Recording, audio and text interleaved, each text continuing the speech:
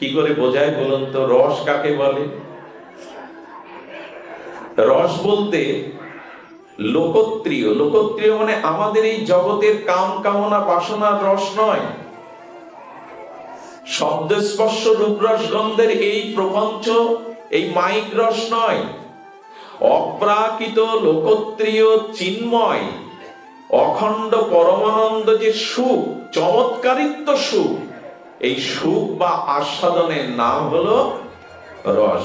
তো সেই চমৎকারিত্ব আর অলৌকিক লোকত্রিয় পরম আনন্দ স্বরূপ এই রস একমাত্র ভগবানের সাথে এই রসের সম্বন্ধ রচনা করলেই পাওয়া যায়।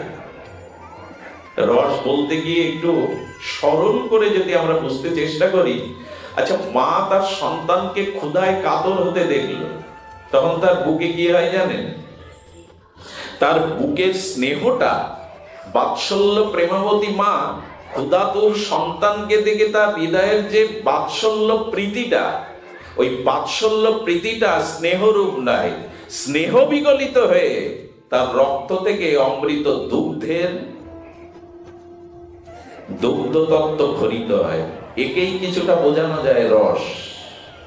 আবার বলি, ক্ষুধার্ত কাতর সন্তানকে দেখে মায়ের চিত্তে যে বাৎসল্য প্রেমবতী মায়ের যে বাৎসল্য প্রীতিটা তার হৃদয়ে স্নেহ রূপে ধরা দেয়, আর ওই স্নেহ বিগলিত ধারায় রক্ত থেকে অমৃত দুগ্ধ তত্ত্বে তার ক্ষুধানে প্রীতি শান্তি জাগায়। তেমনি ভগবানের সাথে আমাদের সম্বন্ধ রচনা হলে ওই ভগবান পরমানন্দ রসবৈশ রসস্বরূপ ভগবান থেকে আমাদের চিত্তে পরমানন্দ লোকত্রিয় অনির্বচনীয় একটা চমৎকারিত্ব সুখ বা আনন্দ আস্বাদনায়, এর নাম রস। আমাদের এই জগতের এই কামনা বাসনা জড়িয়ে এই দেহ থেকে ওই রস পাওয়া, কারণ দেহ থেকে পাওয়া যাবে কি করে? আমার দেহের পরিণাম কি? ছিল গুরু মহারাজ বলেছেন, দেহ যদি চিতায় পোড়ান ছাই হবে। এক মুষ্টি কার না জানা এ কথা, তবু জেনেছি কি, তত্ত্ব তো জেনেছি কি, যদি মাটির নিচে সমাধি বা কবরে দিয়ে দেন তাহলে কীটে রূপান্তরিত হবে, কৃমি হবে, অসংখ্য পোকায় রূপান্তরিত হবে। সে যদি সোনার বাক্সের মধ্যে কোনো রাজার ছেলে যুবরাজের সুগন্ধ ফুল দিয়ে রেখে দেন এক মাস পরে ঢাকনা খুলে দেখবেন পোকা। তো যুবরাজও নেই, যুবকও নেই, রক্ত মাংস নেই, পোকা। আর যদি বিল্বমঙ্গলের দেহটা বেয়ারিশ লাশ হয়ে পড়ে থাকে, শৃগাল কুকুর ছিঁড়ে ছিঁড়ে খেলে ওদের উদারে মূত্র এবং বিষ্ঠায় রূপান্তরিত হবে। এ দেহে রস হয়, এ দেহে যে রস হয়, সে রস শুরুতে একটু সুখানুভূতি হলেও পরে বিষময় অভিশপ্ত হয়ে যায়। এই দেহে রস হয় না। অখণ্ড পরমানন্দ অনির্বচনীয় যে আস্বাদন, সুখ আস্বাদন, তার নাম রস। সেই রস একমাত্র ভগবান থেকেই আসে, অন্য কিছু থেকে এটা পাওয়া যায় না। এই জন্য জগতের কোন সম্বন্ধ থেকে অপ্রাকৃত প্রেম বা ভক্তি আস্বাদনীয় রস পাওয়া যাবে না।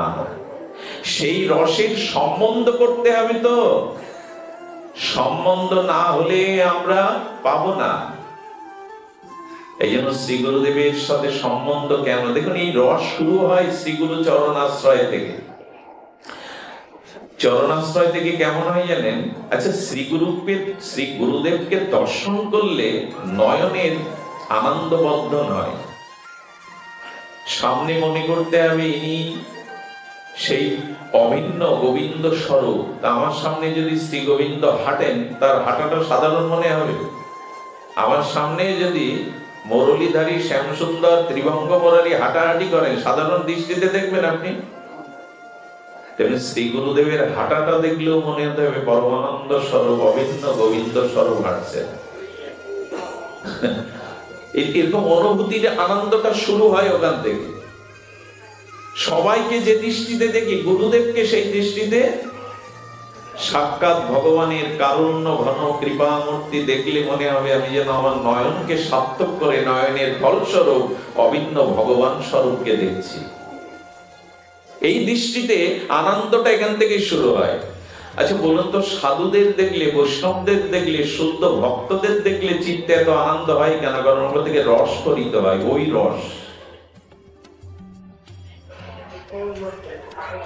এই জন্য আমাদের এই রসের ভজন, এই রসটা মায়ের বুকে যখন আসে তখন তার নাম সন্তানের জন্য বাৎসল্য রস। আবার ধ্যান দিন, এই রস যখন কোন সেবকের মধ্যে আসে, সেবকের মধ্যে যখন এই রস আসে তাকে বলে দাস্য রস। এই রস যখন যোগী ঋষি মুনিদের মধ্যে যায় তখন তার নাম হয় শান্ত রস। ওই যেমন আখের রসটা জাল দিতে দিতে দানা হলো, দানা থেকে কি হলো? গুড় হলো, গুড় হতে আরো একটু জাল দিলে চিনি হলো, তারপরে মিশ্রি হলো, সীতা মিশ্রি হলো। এই তো পরিণতি। দুগ্ধের পরিণতি ঘৃত, উৎকৃষ্ট ঘৃত। আম গাছের পরিণতি পরিপক্ক রসালো আস্বাদ্য আম্র ফল, আর রসের পরিণতি হলো মিশ্রি। এই তো তেমনি এই রস যার ভেতরে প্রবেশ করে, অর্থাৎ যদি মায়ের ভেতরে এই রস প্রবেশ করে, সেটা গোপালের জন্য হয় তখন সেটা বাৎসল্য রস। যোগী ঋষি মুনিদের মধ্যে যখন এই রস যায় তখন সেটা হয় শান্ত রস। ভগবানকে যারা সখা জ্ঞানে, মিত্র জ্ঞানে ভালোবাসে তাদের ভিতরে এই রস সখ্য রস। আর সর্বোপরি এই রসের চরম সীমায় গিয়ে বলছেন আমাদের প্রিয়া এবং প্রেমী। প্রিয়া এবং প্রেমীর যে মাধুর্য রস, সেই মাধুর্য রস হলো এই রস সীমার চরম অন্তিম পর্যায়ের অবধি। এই রসটা জানাতেই শ্রীকৃষ্ণ চৈতন্য নিত্যানন্দ এসেছিলেন, শুধু হরিনাম দিতে ওনারা আসেননি। খুব ভুল হয়ে যাবে যদি ভাবি যে নিতাই গৌর আমাদের জগতে শুধু হরিনাম দিতে এসেছিলেন। মহাপ্রভুর মুখ্য উদ্দেশ্য ওটা না, এটা গৌণ।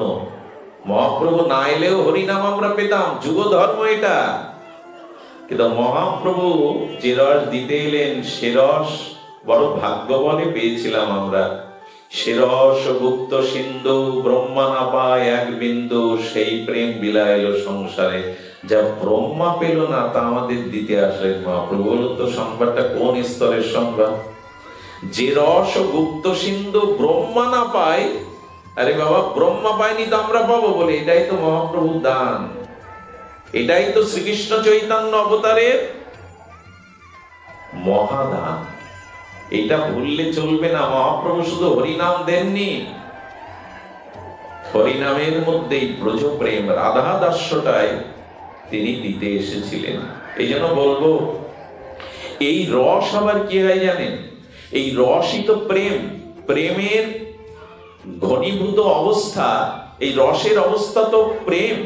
আর এই প্রেম কি হয় দেখুন, প্রেম আগেই বলেছি, প্রেম এক একেই ন রমতে। উপনিষদ কি বলছে? একা রমন হয় না। এই জন্য ভগবানের সাথে সম্বন্ধ, যে প্রেম একা কখনো, রস আস্বাদন একা কখনো হয় না। এই জন্য তো এই সম্বন্ধের কথা বলা হয়েছে, দাস্য সাক্ষ্য বাৎসল্য মধুর। আমাদের সম্বন্ধ কি ভগবানের কাছে? নিজের কাছে প্রশ্ন করুন তো। একটা সম্বন্ধ করেই তো ভালোবাসবেন। তো ভগবানের সাথে আপনার আমার কোন সম্বন্ধের ভজন? দাস্যের, সখ্যের, বাৎসল্যের, মাধুর্যের কোনটা? এটাই তো অনেকের নির্ণয় হয়নি, আমাদের হয় না। এই জন্য সম্বন্ধযুক্ত রস আমরা আস্বাদনে বঞ্চিত হচ্ছি। সম্বন্ধ করিয়া ভজে, কার না মুখস্থ এই পথে? সম্বন্ধ করিয়া ভজে বারবার বলছি, তো সম্বন্ধটা কিসের? এই সম্বন্ধ রচনাটা শ্রী গুরুদেবের কাছ থেকে আপনাকে নিতে হবে। আপনার মনসংবেদ্য সহজতর ভগবানের প্রতি যে প্রীতি, ওই প্রীতির একটা সম্বন্ধ করে নিন। এই সম্বন্ধ দিয়েই ভজন করতে হবে। আর এই সম্বন্ধ মিথ্যা নয়। আর সম্বন্ধ না এলে কিন্তু সেবা বা কর্তব্য আসবে না।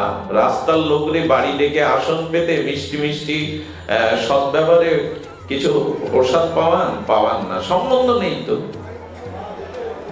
এই জন্য নিবেদন করব, যখনই শ্রী গুরুদেব ভগবানের সাথে একটা রসের সম্বন্ধ করে দিলেন, তখন এই সম্বন্ধের সাথে সাথে আপনার জীবনে অভিদেয় অর্থাৎ কর্তব্য এসে পড়বে।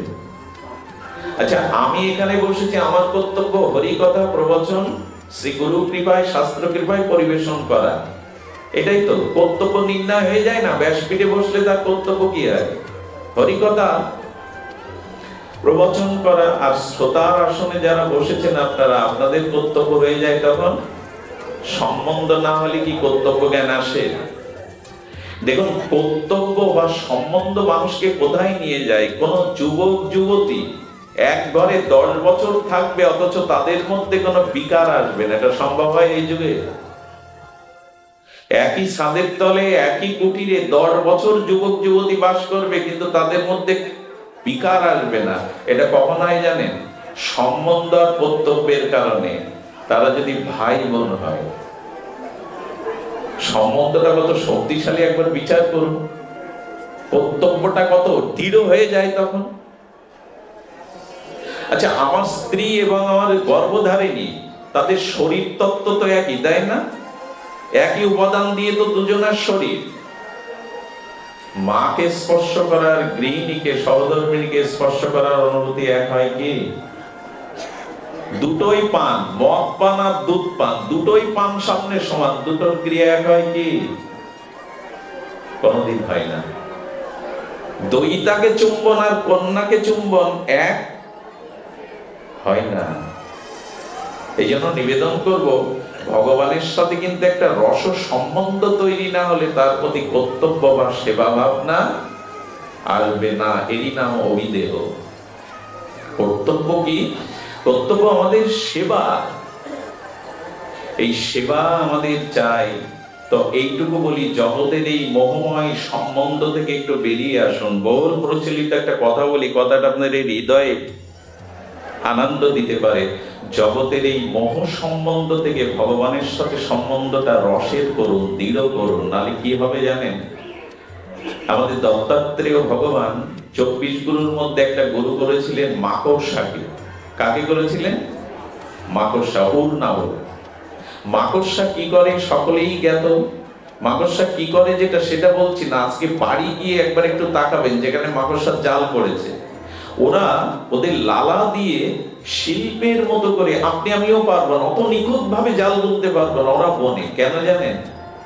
এই জাল বনে মোহ মায়ার জাল, সুখে থাকবো বলে। আমরাও জাল বনি, বাড়ি গাড়ি টাকা পয়সা মান সম্মান সব জাল বুনছি, জাল বোনা শেষ নেই।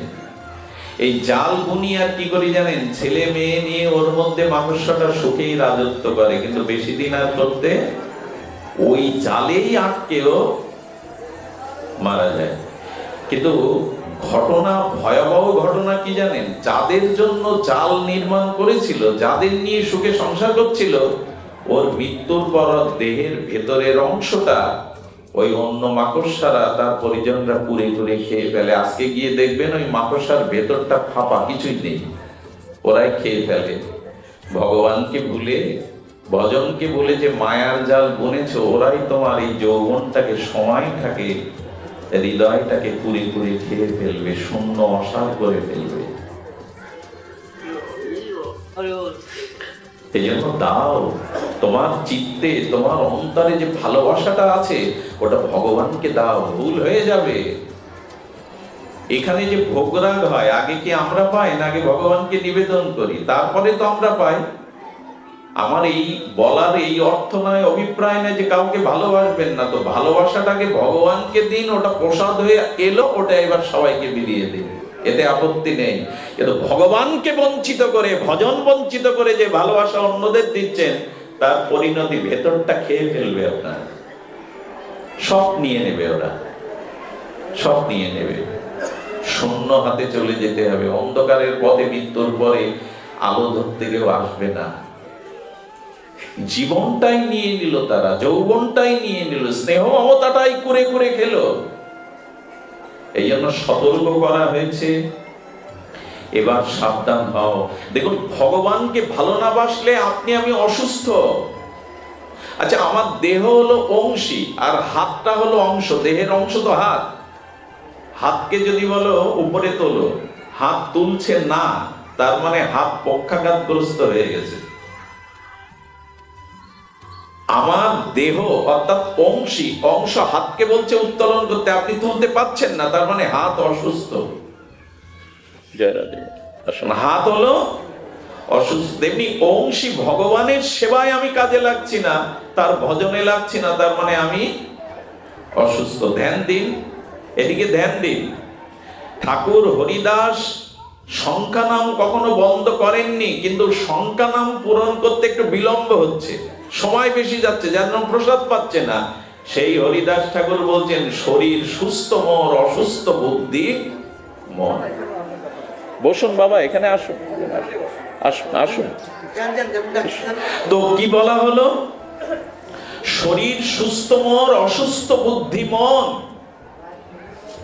এই জন্য নিবেদন করব, বসুন, যে আমাদের অনুরাগ, ঠিক আছে, আমাদের অনুরাগ প্রীতিটা ভগবানকে দিতে হবে, বড় ভুল হয়ে যাবে। অসুস্থ হয়ে পড়েছে আজ মানব সভ্যতা।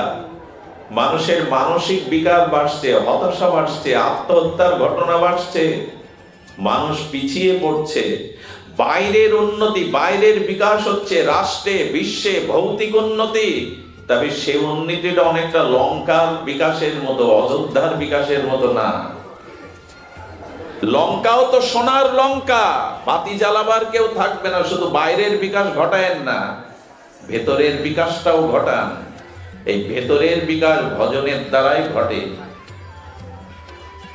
আমরা বিকাশ, আজকে কে কোন রাষ্ট্র কত বিকাশশীল, এই নিয়েই তো লেখালেখি, এই নিয়েই তো পর্যালোচনা। কোন রাষ্ট্র কত বিকাশের দিকে এগিয়ে যাচ্ছে, সেই বিকাশটা লঙ্কার বিকাশের মতো নয় তো, অযোধ্যার বিকাশ করুন। শুধু সোনা দিয়ে বিকাশ করলেই হবে না, লঙ্কায় কাউকে পাবেন না যদি ভগবান ভক্তি না থাকে, ভজন না থাকে।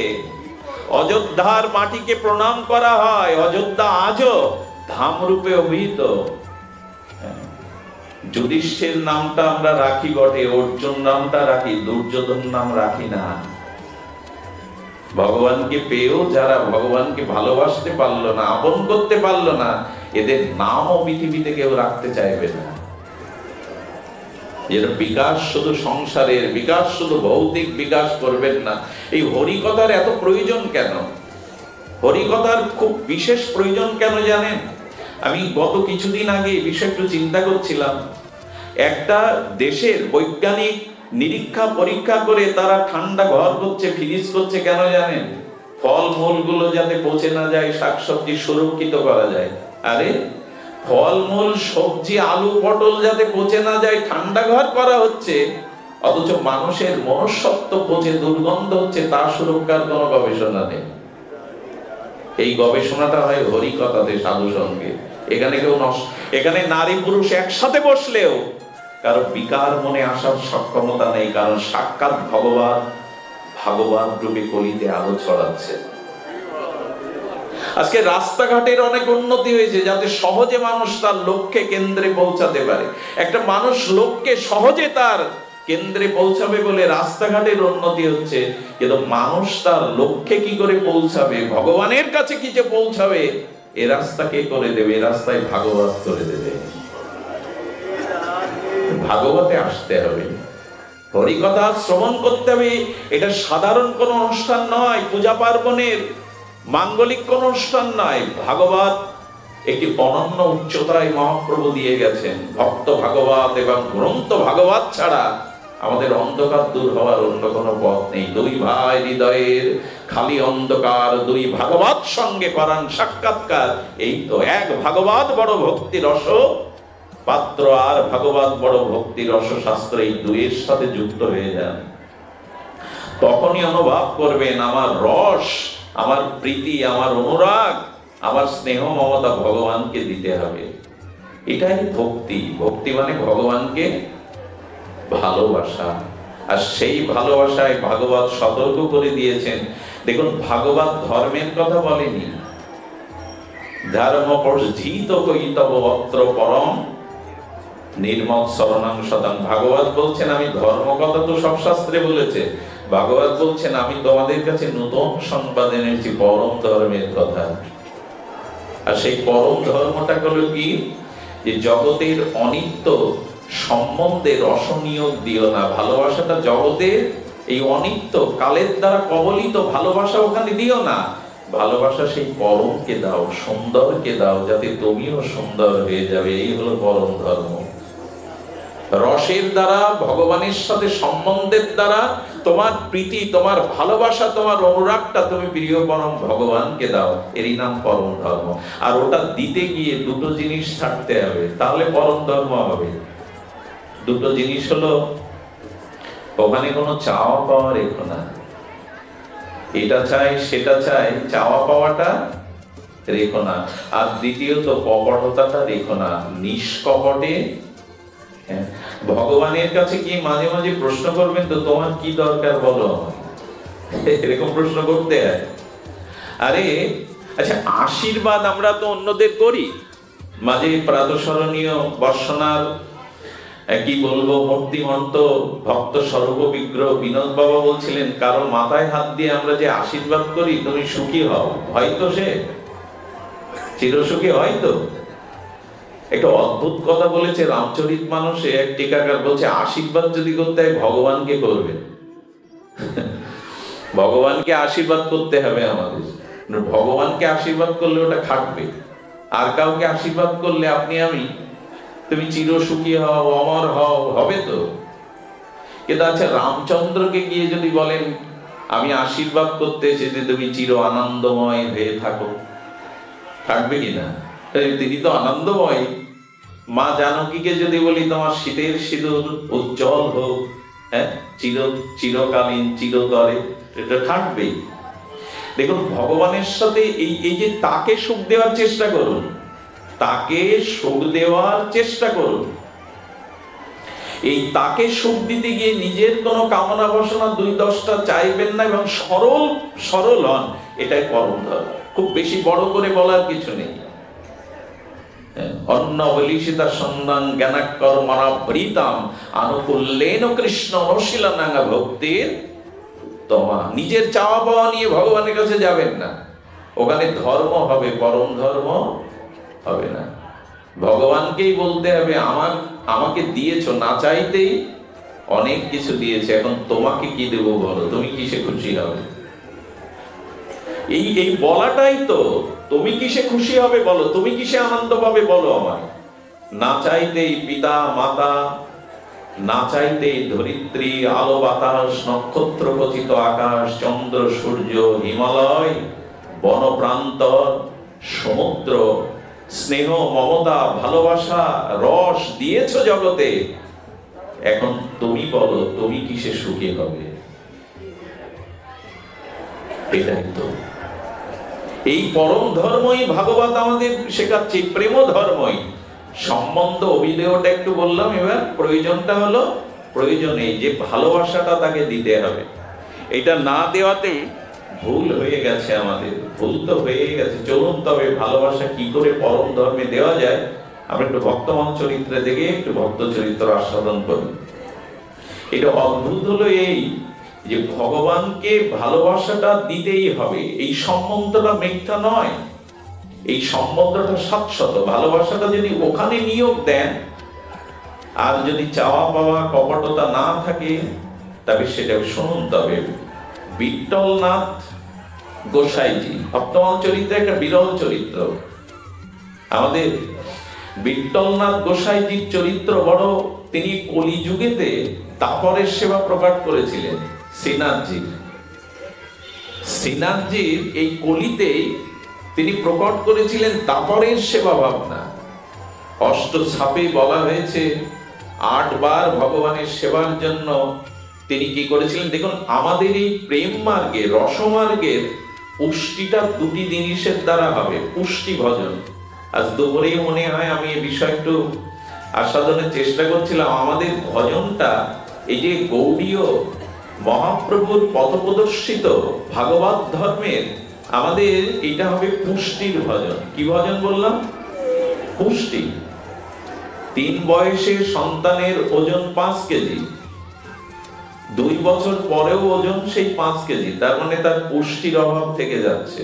মা চিন্তার ভাঁজ পড়ে গেছে, সন্তানের পুষ্টি তা আমরা যে ভজন করব, আমাদের ভজনটা হলো পুষ্টিমার্গীয় ভজন। তাতে ভগবান প্রীত হচ্ছে কিনা, তিনি আনন্দ পাচ্ছেন কিনা। আমার সুরলহরীতে গোবিন্দের বা রাধারানী নিতাই গৌরের দিকে বলবেন কি, আমার সেবা তুমি গ্রহণ করেছে তো, আনন্দ পেয়েছে তো, বলে উত্তর দেবে তো দেবে।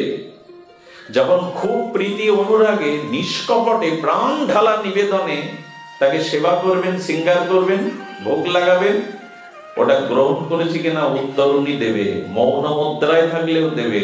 ঠোঁটের কোণে আর চোখের কোণে দেখবেন একটা জল জল করে হাসি উঠেছে, তারা হাসি উঠেছে, ওটা জানিয়ে দেবেন আপনাকে আমি গ্রহণ করেছি। সেবার পরেও, শৃঙ্গারের পরেও যদি বিগ্রহের দিকে তাকিয়ে দেখেন মুখটা প্রসন্ন নয়, আমি বলে দিতে পারি উনি আপনার সেবার থেকে সুখী হননি। তার কাছে প্রশ্ন করতে হয়, জিজ্ঞাসা করতে হয়, তুমি আনন্দ পাচ্ছ তো হে প্রিয়, তুমি সুখ পাচ্ছ তো? এই জন্য শুধু নিয়মতান্ত্রিক যান্ত্রিক সেবা আমাদের জন্য নয়, আমাদের এই ভজনটা পুষ্টির ভজন। পুষ্টি হচ্ছে কিনা, পুষ্টির ভজন। এই যে হরি কথা, হরি নাম, বিগ্রহ সেবা, এই সকল কিছুতে পুষ্টি আসবে, রস ও সিক্ততা আসবে, হৃদয় বিস্তার হবে, নির্মল হবে। এই পুষ্টিটা হলো অনুরাগ বৃদ্ধি পাবে, ক্রম ক্রম অনুরাগটা, প্রীতি ধর্মটা বৃদ্ধি পাবে। তবে শুনুন, আপনাদের বিট্টলনাথ গোসাইয়ের এক শিষ্য ছিলেন, খুব মার্মিক ঘটনা, খুব ধ্যান দিয়ে শুনুন। ওনার শিষ্য করেছেন কি, শ্রীনাথজির মস্তকে একটা চৈত্রের গোলাপ পাওয়া যেত উত্তর ভারতে। সেই গোলাপ অসাধারণ, আমাদের এরকম লাল গোলাপ না, সাদা গোলাপ না, একটা বিচিত্র বৈচিত্র্যময় গোলাপ, চৈত্র মাসেই ফোটে। তো বাজারে কিনতে গিয়ে দোকানদার 1 টাকা দাম চেয়েছে। 1 টাকা যেই বের করতে যাবে, এক সেনার শাসকের এক সেনা এসে বলছে, রাজার জন্য এই গোলাপটা পছন্দ হয়েছে, দাও আমি 2 টাকা দিচ্ছি। সেনাজির সেবক তখন বলছে, ভক্ত তখন বলছেন, আমি 10 টাকা দেবো, আমায় দাও। এই দর বাড়াতে বাড়াতে 500-600 বছর আগে 1 টাকার মূল্য সাধারণ না, 1000 টাকায় উঠল। ভক্ত 1000 টাকায় দর বাড়িয়ে দিয়ে বলছে কি মনে মনে, হে শ্রীনাথ, হে প্রিয় পরম, নিজেকেই যদি আজ বিক্রি করে দিতে হয় দেব দেবো, ফুল দিয়ে তোমাকে আমি সাজাবো। আজ আমি যদি বিক্রি করে দেই নিজেকে, তোমাকে সাজাবো। 1000 টাকা চা ছিল, ঘটি বাটি কম্বল বিক্রি করে সেই ফুল যখন মস্তকে দিয়েছে, শ্রীনাথজি বলে, আহা কি সুন্দর লাগছে তোমায় গো, আহা কি অপূর্ব লাগছে তোমায়। যেই ফুল নিবেদন করেছে, এদিকে গিরি গোবর্ধনে জ্যোতিপুরাতে তখন শ্রীনাথজির মন্দির ছিল। তো শ্রীনাথজিকে বিট্টল গোসাই, বিট্টলনাথ গোসাইজি সেবা করতে গিয়ে সাক্ষাৎ বিগ্রহ তো কথা বলতেন, চেয়ে খেতেন, সঙ্গে সঙ্গে বিগ্রহ মাথা নত করেছে। যেই মাথা নত করেছে, ওখানের ভক্তের দেওয়া গোলাপটা গিরি গোবর্ধনে শ্রীনাথজির মাথা থেকে সামনে পড়ে গেছে। বিট্টলনাথ গোসাই বলছেন, এই গোলাপ তো তোমার সিঙ্গারে আমি দেইনি, এটা কোথা থেকে এলো? শ্রীনাথজি বলো, এই গোলাপ তো আমি তোমার মাথায় দেইনি। বলেন, তোমার এক শিষ্য 1000 টাকা সর্বস্ব খুইয়ে আমাকে আনন্দ দেবে বলে গোলাপটা দিয়েছে, ওকে বলে দিও ওর প্রেমের কাছে, ওর ভালোবাসার কাছে আমি মাথা নত করতে বাধ্য হয়েছি, ওর ভালোবাসার কাছে আমি নিজের মাথা নত করতে বাধ্য হয়েছি, ওকে জানিয়ে দিও। সেবাটা হতে হবে পুষ্টি মার্গে। এই জন্য যাদের সামর্থ্য আছে, ঘরের বিগ্রহের উত্তম সেবা দিবেন। দায় সারা দিয়ে কিছু হয় না গো। যাদের সামর্থ্য নাই, তো পত্রং পুষ্পং ফলং তং, এই শ্লোক আছে, অনুরাগ দিয়ে দিন, জল ফুল ফল দিন। কিন্তু সামর্থ্য যদি থাকে, উত্তম বস্তু ভগবানকে দিতেই হবে, ভক্তকে দিতেই হবে। সামর্থ্য যদি থাকে, অনুরাগ চাই, অনুরাগের ভজন ছাড়া, পুষ্টির ভজন ছাড়া। আর এই পুষ্টি অনুরাগ সেবাতে আর হরিকথাতে। আমাদের ভজনের পুষ্টিটা এই দুটো উপাদানে, এক হরিকথা আর এক সেবা। আচ্ছা, বিট্টলনাথ গোসাইজি কি করতেন জানেন? 56 ব্যঞ্জন দিতেন প্রতিদিন। ওই যে বললাম, কলিতে দাপারের সেবা প্রকাশ করেছিলেন উনি। সুরের দ্বারা, রাগের দ্বারা যখন সেবা দিচ্ছেন, কি হয়েছে জানেন? বেগুনের একটা শক্ত ফোটার অংশ ওই 56 ব্যঞ্জনের মধ্যে একটাই দেখে ফেললেন। দেখে আপনার কি বলবো, মন্দির থেকে বেরিয়ে এসে বললেন, শ্রীনাথ, আমি কাল সকালেই গৈরিক বসন্তরে সন্ন্যাস নিয়ে জঙ্গলে গিয়ে আমার এই দেহ ছাড়বো, কারণ কত কষ্ট হয়েছে আর সেবা পেতে তোমার। এই হেয় অংশটা আজ তোমার সেবাতে কতটা কষ্ট পেয়েছে, কি অনুরাগ দেখুন। বলছেন কাল সকালে আমার সেবার যোগ্যতা নেই, অধিকার নেই, আমি কাল সকালে গৌরিক বসন রাঙিয়ে রেখেছে রাত্রে, আমি চলে যাব। কি বলবো আপনাদের, হৃদয় না দৌড়ে বসতে আছে, কি অনুরাগ এদের। শ্রীনাথজি ওর বড় পুত্র গিরিধারীকে বলছেন, গিরিধারী, রাতে আমার সব কাপড়গুলো তুই ওই রঙিন রক্তিম ওই অনুরাগের যে গৌরিক রং, ওই রঙে রাঙিয়ে শুকাতে দে। ভগবানের নির্দেশে ওনার বড় পুত্র বিট্টলজির বড় পুত্র, গোসাইজির বড় পুত্র গিরিরাজ, গিরিরাজজি করেছেন কি, ওই কাপড়গুলো ওই রকম গেরুয়া রঙে রাঙিয়ে শুকাতে দিয়েছে। সকালবেলা কাপড় তুলতে গিয়ে বিট্টল গোসাই বলছেন, এই ঠাকুরের সব বসনগুলো এভাবে রাঙিয়েছিস কেন, আমার মতো সন্ন্যাসের মতো? বলে, বাবা তুমি গিয়ে শুনে এসো, কাল নির্দেশ দিয়েছিস। শ্রীনাথজি আমাকে নির্দেশ দিয়েছে। মন্দিরে গিয়ে বলছেন, আমি সন্ন্যাস নেব তোমার সেবার অযোগ্য বলে, সেবা আমি পরিবারে জানি না বলে তুমি কাপড় রাঙিয়েছো কেন? শ্রীনাথজি কি বললো জানেন? শ্রীনাথজির দুই চোখের কোণে প্রেমাস্ত্র চিকচিক করে উঠে বলল, তুমি যদি না থাকো আমিও থাকবো না, আমিও তোমার সাথে বনে যাব, আমিও সন্ন্যাস নিয়ে যাব। তুমি যদি না থাকো আমিও থাকবো না, আমিও তোমার সাথে সন্ন্যাস নিয়ে বনে চলে যাব, তোমায় ছাড়া আমি থাকতে পারবো না। এই হলো আমার প্রিয় পরমের চরিত্র। তুমি চলে গেলে আমি কাকে নিয়ে থাকবো, আমি তোমার সাথে চলবো, আমিও তোমার সাথে যাব। এই যে সেবা না, এই সেবা এনাদের এমনই ছিল। দেখুন, এই শ্রীনাথজি মাঝে মাঝে বিট্টলজির সাথে খেলতেন। এমন এমন সখাদের সখা শক্করসে এনাদের অষ্ট সখা ছিল। অষ্ট চাপে বলছে, তার মধ্যে গোবিন্দ জি একজন সখা। আপনারা দেখেন এই ড্যাঙ্কুলি খেলাটা ছোটবেলায় অনেকেই খেলতো, বৃন্দাবনে এই খেলার প্রচলন আছে। তো শ্রীনাথজি সখ্য রূপে এসে গোবিন্দজির সাথে খেলছেন। এটা খেলতে খেলতে শ্রীনাথজির খেলার পালা যখন শেষ, সখা গোবিন্দ যখন খেলা ওর পালা যখন, তখন রাজভোগের জন্য মন্দিরে ঘন্টা পড়ে গেছে। আর ঘন্টা শুনেই শ্রীনাথজি মন্দিরে দৌড়ে লুকিয়ে গেছে। আর এদিকে, আচ্ছা আপনার খেলাটা দুজন খেলছেন, একজনের খেলা সমাপ্ত, আপনার খেলার যখন পালা, আনন্দ পাওয়ার পালা, তখন যদি সে পালায়, রাগ হয় না? ও সেই ড্যাঙ্কুলি নিয়ে মারবে বলে শ্রীনাথজির পেছনে ছুটেছে, দাঁড়াও, তোমার সময় খেলার, আমার সময়, তোমার সময় নেই, রাজভোগ খাবে না। মন্দিরের দুয়ারে গিয়ে যখন বসেছে, মন্দিরের ভেতরে ঢুকে গেছে। কি ঘটনা শুনুন। শ্রীনাথজি সিংহাসনে না বসে ঠাকুরের আসনে পাশে লুকিয়ে রয়েছে। বিট্টলজি গোসাই রাজভোগে নিয়ে বলছে, কি গো তুমি ওখানে লুকিয়ে কেন? আরে রাজভোগ পেয়ে নাও, সময় হয়েছে।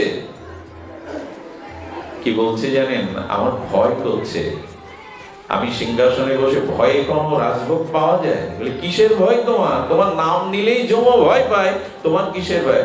আমি গোবিন্দের সাথে খেলছিলাম ড্যাঙ্কুলি, ওর খেলার সময় আমি রাজভোগ পাওয়ার জন্য দৌড়েছি বাইরে লাঠি নিয়ে দাঁড়িয়ে, আমি ভয় পেতে পারবো না। এই হলো আমাদের প্রিয় ভগবান, এই হলো সচ্চিদানন্দের আনন্দের খেলা, এই হলো পুষ্টি ভজনের খেলা। বলছি, ও তোমায় কিছু বলবে না, আমি ঘরে থাকলে ও ঢুকবে না। বলো, হবে না, আমি ভয়ে রাজভোগ পেতে পারবো না, তুমি এক কাজ করো, ওর সাথে আমার মিলিয়ে দাও, ঝগড়া মিটিয়ে দাও। আহা, বিট্টলজি গোসাই সাক্ষাৎ গোবিন্দের পরম ভক্ত ডেকে বললেন, গোবিন্দ, আরে শ্রীনাথজি কথা দিয়েছে এর পরে যখন খেলবে তখন তোর পালা, মিটিয়ে নে। ও ভয়ে লুকিয়ে আছে, রাজভোগ খেতে চাইছে না। যখন বুকে জড়িয়ে নিল, মিটিয়ে নিল, তখনই রাজভোগ খেতে বসলো। আর এই পুষ্টি মার্গের সেবাটা কেমন জানেন? এ যেমন ভক্ত ভগবানের সেবা করছে সখ্য রসে, আর আমাদের মাধবদাস বাবাজির কথা মনে আছে?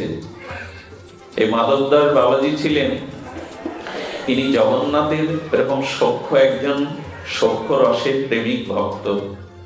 আহা, লীলাঞ্চলে গেলেন জগন্নাথকে দেখবে বৃন্দাবন থেকে।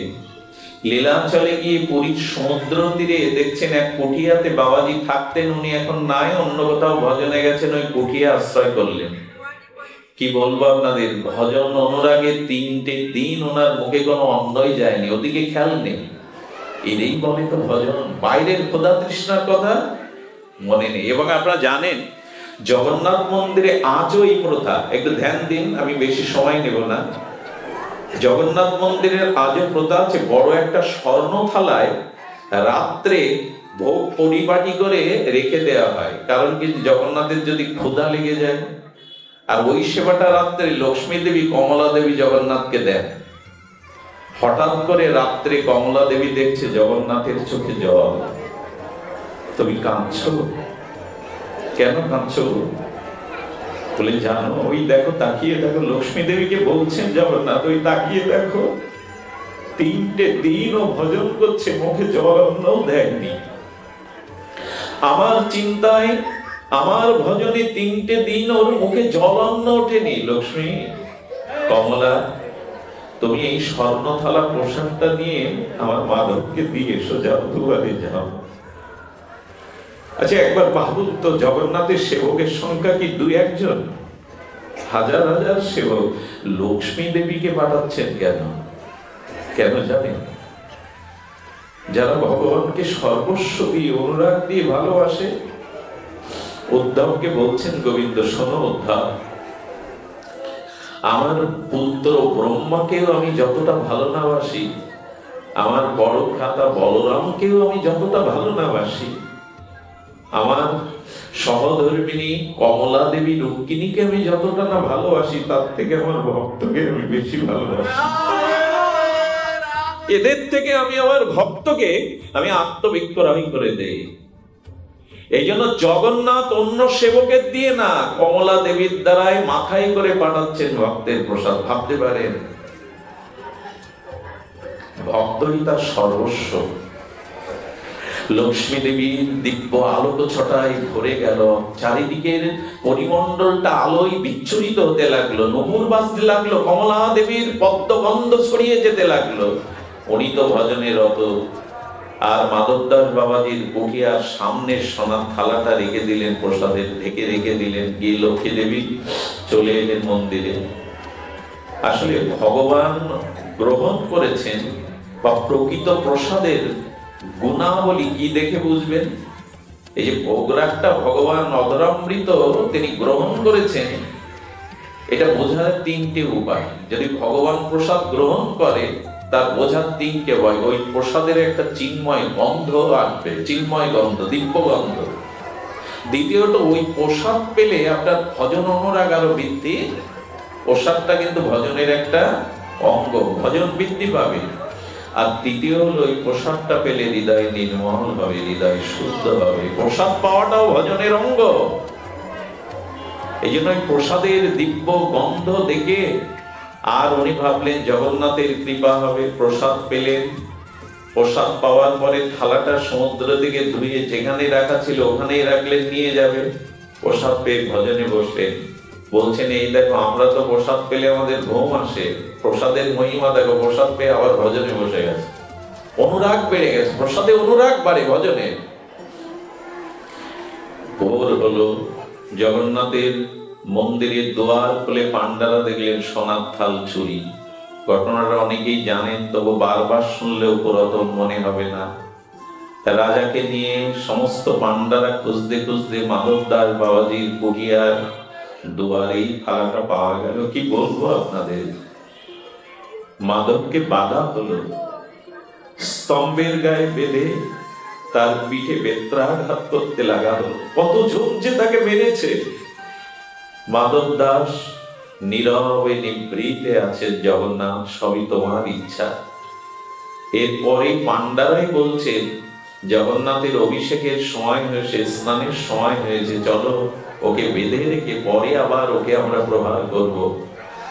মন্দিরে এসে জগন্নাথের স্নান করিয়ে যখন সিঙ্গারের জন্য পোশাক বদলাতে যাবে, তখন পান্ডা দেখছে জগন্নাথের পিঠে বেত্রাঘাতে সকল চিহ্ন ফুটে উঠেছে। পুরো পৃষ্ঠ দেশে প্রতিটা বেত্রাঘাতে চিহ্ন সেখানে ফুটে উঠেছে। পান্ডা যখন লুটিয়ে পড়লেন, কারণ জিজ্ঞাসা করলেন, আমাদের ঠাকুর তো প্রতিমা নয়, সাক্ষাৎ।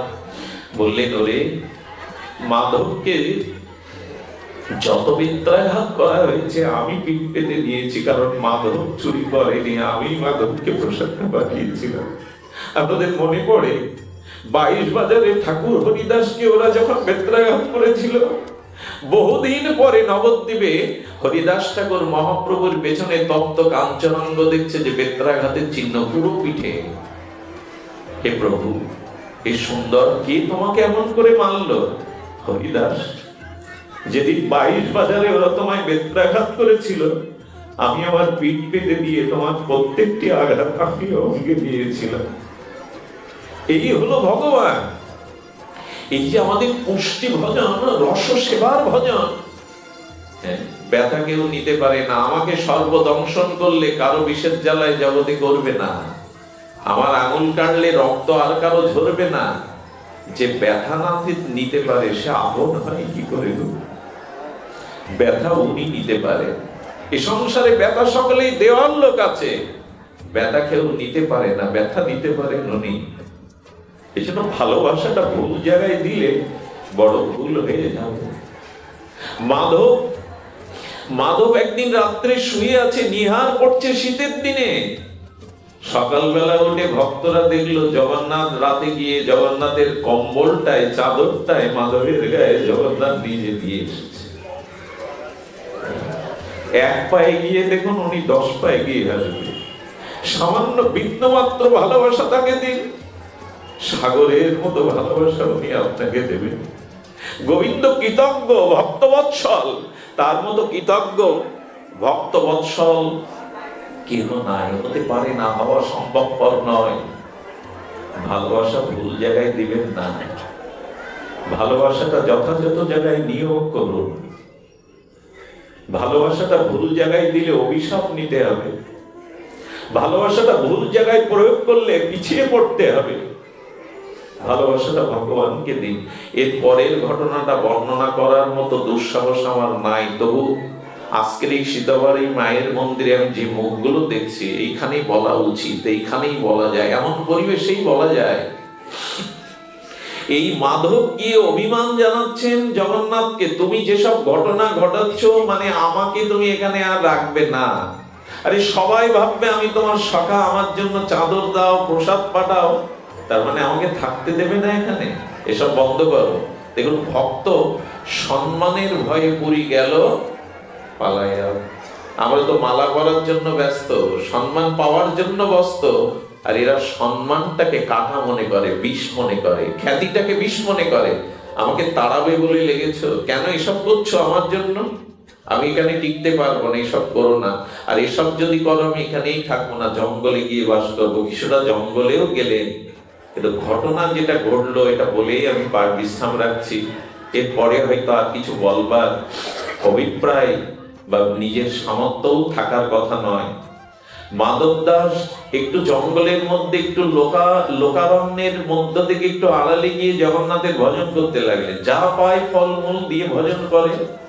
হঠাৎ অতি রক্তসার দেখা দিল। অতি রক্তসার মানে রক্ত আমাশা।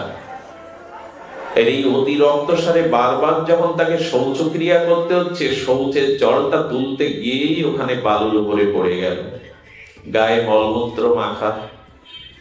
হেসে হেসে বলছেন, জগন্নাথ, সেবা যদি করার সুযোগ না দাও তো নিয়ে নাও, আর রেখেছো কেন? তোমার সেবা ছাড়া তো বাঁচবো না, পারলে নিয়ে নাও, এইভাবে ফেলে রেখেছো কেন? সেবা ছাড়া আমি বাঁচবো না।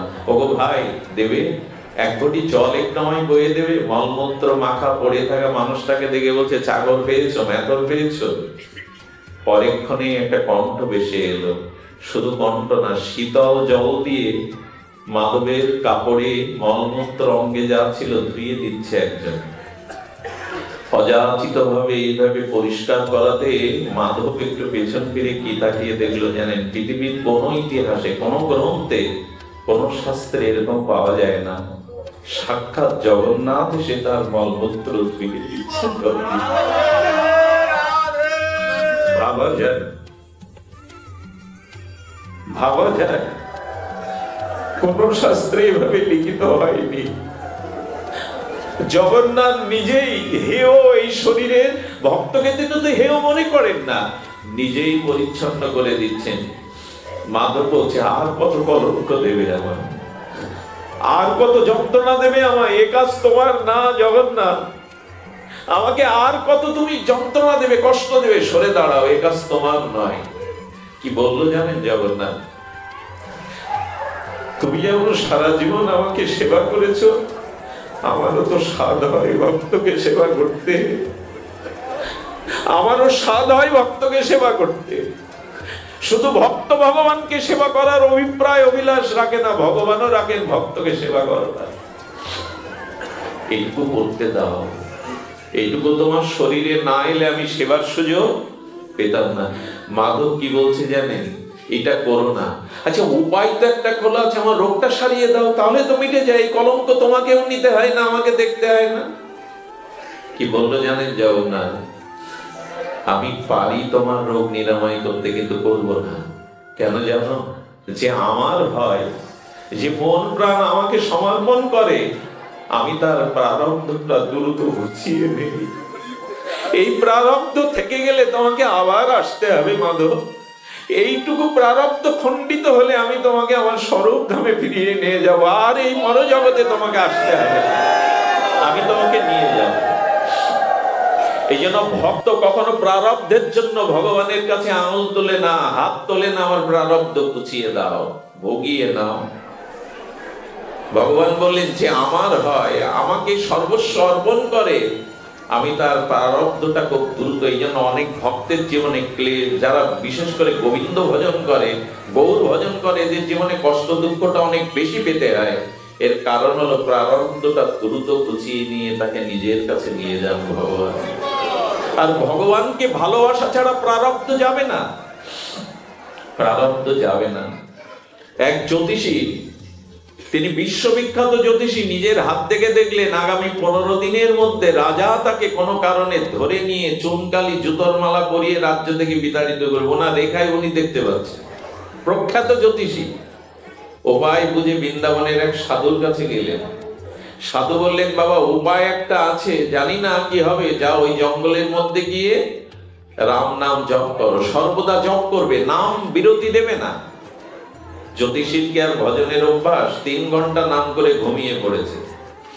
আর ঘুমের মধ্যেই দেখছেন যে রাজা ওনাকে ধরে নিয়ে গেছে, ধরে নিয়ে অপমান সূচক ভাবে মুখে চুনকালি মাখিয়ে জুতো পরে ঢেড়ি পিটিয়ে অপমান করতে করতে রাজ্য থেকে বের করে দিয়েছে। এই আতঙ্কে ঘুম থেকে, স্বপ্ন ভঙ্গ থেকে উঠে সাধুর কাছে ছুটে গেছেন। এই স্বপ্ন কেন দেখলাম? যারে বেটা যা, যেটা প্রারব্ধ সাক্ষাতে ভুগতে হতো ভগবানের নামাশ্রয় করাতে, স্বপ্নের মধ্যেই প্রারব্ধ চলে গেছে, যা জীবন্ত হয়ে গেলে যা। এটা হয় স্বপ্নেতেও প্রারব্ধ ভগবান ভুগিয়ে নেয়। গোবিন্দ চরণ আশ্রয় করলে প্রারব্ধ যাবে না, কিন্তু এইভাবে গুছিয়ে নেয়। আমাদের রাধাকুণ্ডে শ্যামকুণ্ডে সংগমস্থলে এক সাধু থাকতেন। ওই সাধু এত ভজন করতেন, সেই 6টা সকাল ভোর ব্রাহ্ম মুহূর্ত থেকে একেবারে রাত 9টা পর্যন্ত। 2-3 দিন ধরে দেখলেন একটা কালো মূর্তি ওনার ভজন কুটিরের মধ্যে ঘুরপাক খায়। কে তুমি? বলে আমি প্রারব্ধ, তোমার ভেতরে ঢুকবার চেষ্টা করছি, ঢুকছো না কেন? বলে তোমার ভজনের কারণে ঢুকতে পারছি না।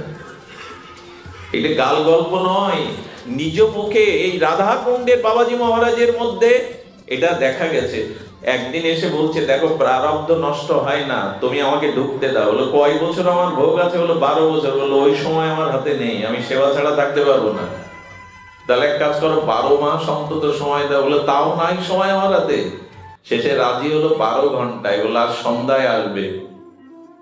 12টা ঘন্টা কাটা কবুতরের মতো উনি ছটফট করেছিলেন। এই 12 বছরের প্রারব্ধ ভজনের দ্বারাই 12 ঘন্টাতেই নিষ্কৃতি পায়।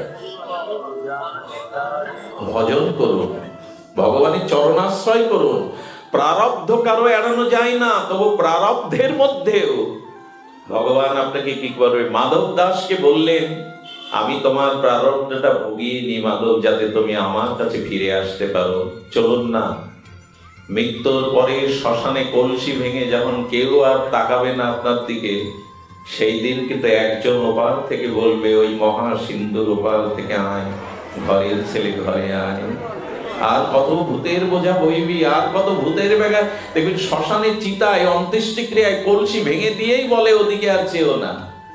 এই দেখুন ভগবান বলছেন, কেউ তোমার মৃত্যুর পরের পথে যাত্রী নাই। এই জন্য গোবিন্দের আর এক নাম দীনবন্ধু। এসো, আমি দিনের বন্ধু, অগতির গতি, আমি আছি তোমার জন্য। এই প্রিয় পরমকে ভালোবাসাটাই, অনুরাগটা তার প্রতি দেওয়াটাই হলো আমাদের প্রেম। আমরা আলোচনার বিষয়বস্তু নির্ণয় করেছিলাম, সম্বন্ধ অভিলেহ প্রয়োজন। আসুন এই সম্বন্ধের সাথে, কর্তব্য সেবার সাথে আমরা প্রেম ধর্মে ভগবানকে সুখ বানান দেওয়ার চেষ্টা করি। ধন্য হোক শীতলবাড়ি মায়ের মন্দির, ধন্য হোক আজকের এই ভগবতী আয়োজন, ধন্য হোক সমাগত ভক্তবৃন্দ। জয় শ্রী গুরু প্রেমানন্দে, জয় রাধে, জয় নিতাই, জয় গুরু সুন্দর। বাঞ্ছা কল্পতরুশ্চ কৃপা সিন্ধু বৈবচ পরিজনং পাবনেভ্যো কৃষ্ণ।